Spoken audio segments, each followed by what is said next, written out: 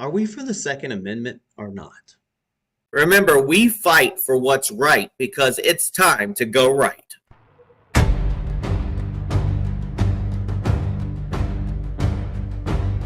This is not left versus right. This is liberty versus power. When the Constitution gets uncomfortable, that's when it matters most. Are we for the Second Amendment, or only when it's convenient?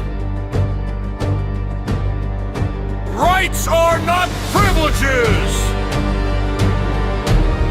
Freedom is not conditional!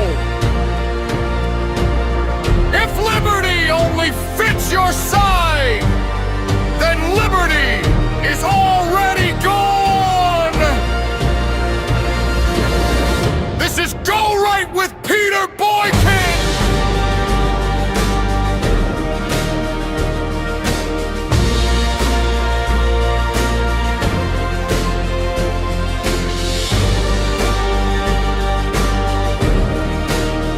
Constitutionalist for liberty!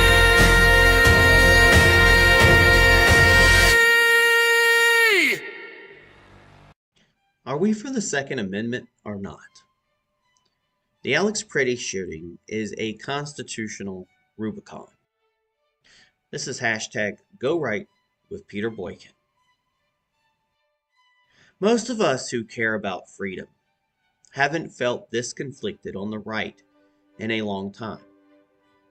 Watching the aftermath of the shooting of Alex Jeffrey Pretti in Minneapolis, it's clear the country is staring down a constitutional crossroads that goes far beyond one tragic encounter. And I know a lot of new information has came out, but what we do know is that Alex Jeffrey Pretti, a 37-year-old Minneapolis ICU nurse and American citizen, was the person who was fatally shot by Border Patrol, according to his union and family sources. Federal officials saw and say Pretti approached Border Patrol agents while armed with a 9mm pistol and violently resisted when they attempted to disarm him, prompting an agent to fire defensive shots. State officials confirmed Pretti had a lawful permit to carry. His union says the viral video of the shooting does not clearly show him brandishing a weapon right before he was attacked. At the time of the shooting, federal officials were targeting Jose Huerta Chumba, an illegal immigrant with a criminal history including domestic assault for intentional infliction of bodily harm, disorderly conduct, and driving without a valid driver's license. And here's what we know from multiple outlets. Pretti was shot and killed during a federal immigration enforcement operation. Videos show Pretti in the street near the federal agents. Some widely cited analysis suggests he was filming with his phone. It was not clearly brandishing a weapon immediately before he was tackled and shot. Pretti was legally licensed to carry. Federal officials say he was armed, but available video of the moments before the shooting shows a phone in his hand, not a weapon. And I know there's a lot more information that's been out and coming out, so this data might change. We do see that he did have some run-ins previously where he kicked the back of a car, and there was other videos coming in. I'm not saying this guy was a great guy, but he did have a weapon. He had a legal weapon.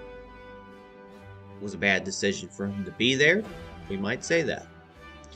But we have to go with the facts that we have.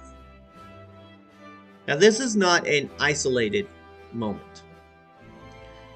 It was the third violent incident in a short span involving federal immigration agents in Minneapolis. It followed the fatal shooting of Renee Good later in the month, or actually earlier in the month, and another incident where a man was wounded. Now I'm going to tell you, I support ICE. I support the operations they're doing. But we have to take pause and we have to find out what exactly is going on. Now let's look and get into the part that matters most of us as constitutional conservatives and freedom lovers. You and I believe in the Second Amendment. We believe citizens have the right to keep and bear arms and defend themselves and their communities. We believe in personal responsibility and lawful gun ownership. And yet, when a man is legally carrying and ends up being shot by authorities, some so-called of my fellow Republicans and conservatives wave it away, claiming that merely possessing a loaded firearm is justification for lethal force. That's not a conservative position. That is actually a contradiction. Now let's be crystal clear. Being a lawful gun owner with a permit is not a justification for being shot. If Pretti pulled his gun on federal agents, that would be a different legal analysis. If he reached for it, that changes the equation.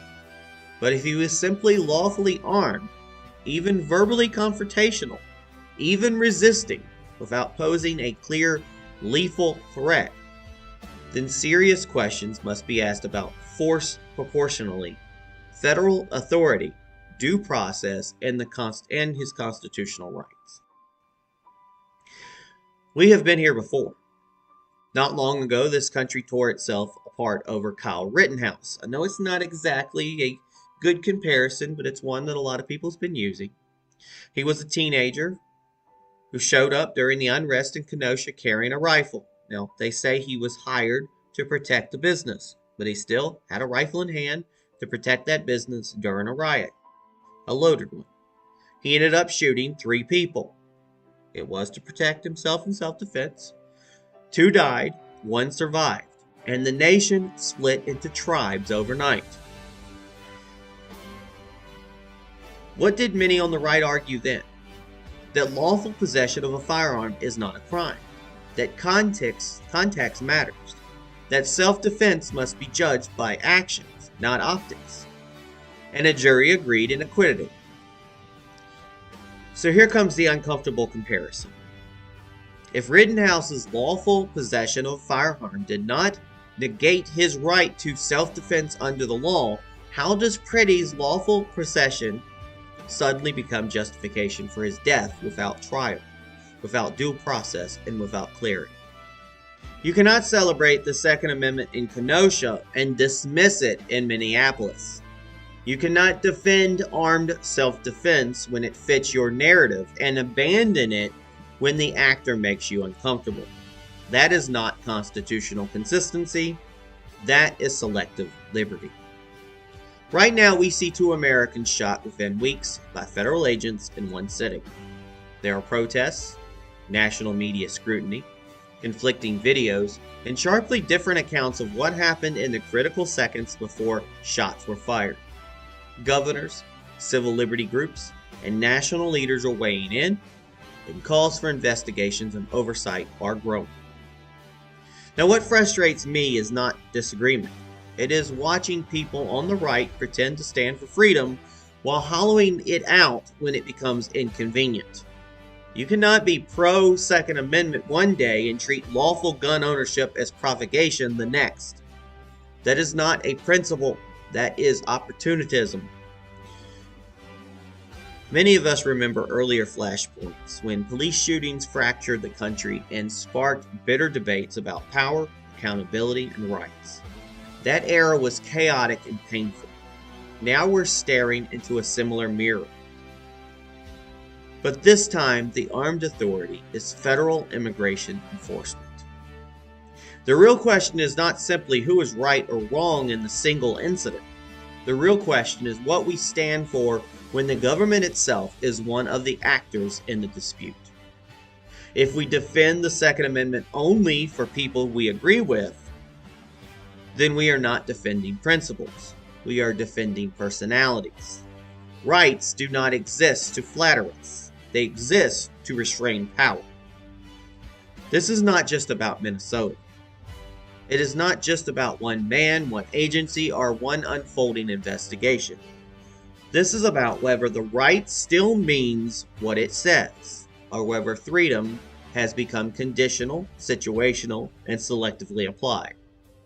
Because if freedom only matters until someone you dislike exercises it, then freedom is already gone.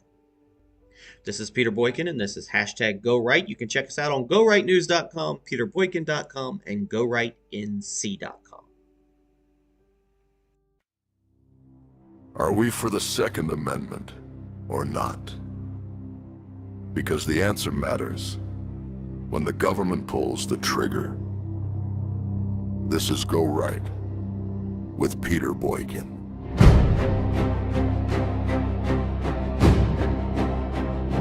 Most of us who care about freedom haven't felt this divided in a long time.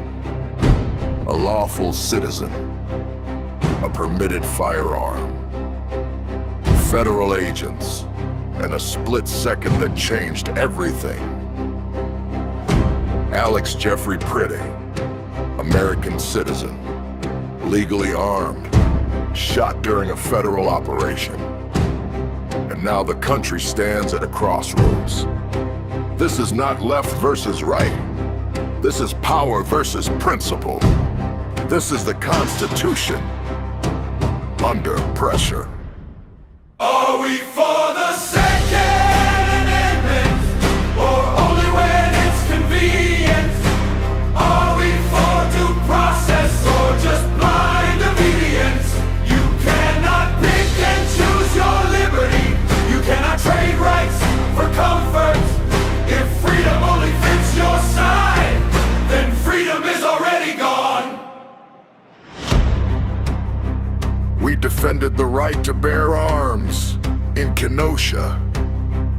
We said context matters. We said lawful possession is not a crime. So tell me now, why does lawful carry become a death sentence when the shooter wears a badge? That is not conservatism. That is contradiction. Rights are not personalities. They do not bend to tribal lines. They exist to restrain power, especially when power is armed. Are we for the Second Amendment, or not when it makes us uneasy? Are we for equal justice, or just the easy story? You cannot celebrate liberty one day and dismiss it the next, because freedom without consistency is not freedom at all. This is not about one city, one agency, or one moment caught on camera. This is about whether the right still means what it says.